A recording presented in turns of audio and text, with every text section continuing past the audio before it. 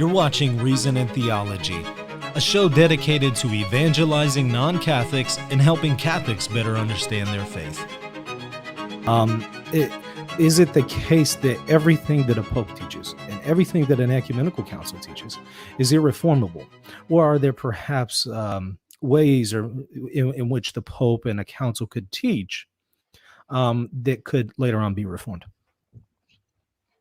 Very good question.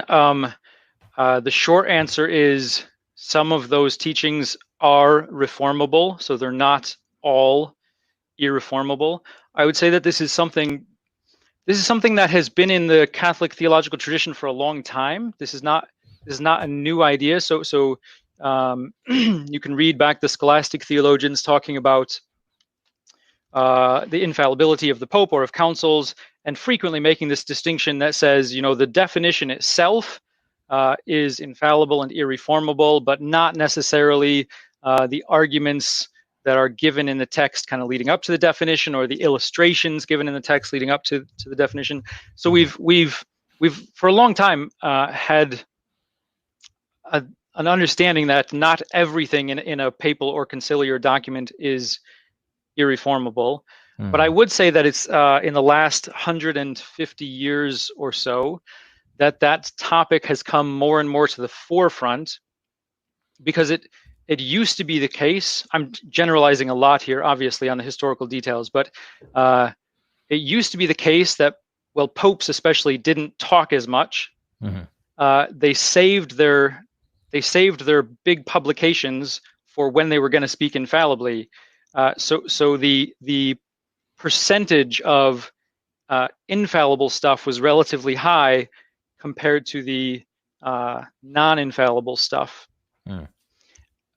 I don't mean that just in terms of word count, because you think of something like the Immaculate Conception, in terms of word count, there's lots of non-infallible stuff, and then there's the definition at the end.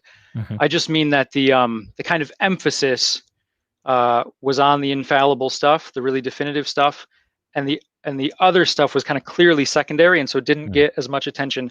Whereas starting in the middle of the 19th century, when the encyclical as a genre was sort of invented, popes began telling us what they think about all kinds of things all the time, and very rarely using their infallibility. And so starting in the mid-19th century, theologians started to put a lot more work into this question of, what do we do with this category of authoritative papal teaching, but not infallible?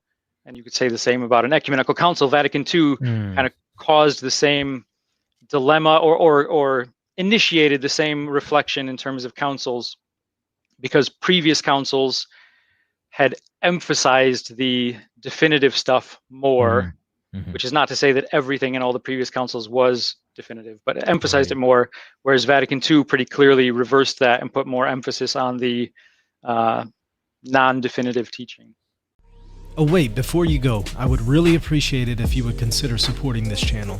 This is my primary means to provide for my family, and it also helps me to produce content like this video. If you would like to support me, become a patron by visiting patreon.com/Reason and Theology. You'll also get access to extra exclusive content when you become a patron. Lastly, hit that like button and the subscribe button, and be sure to leave a comment down below. God bless.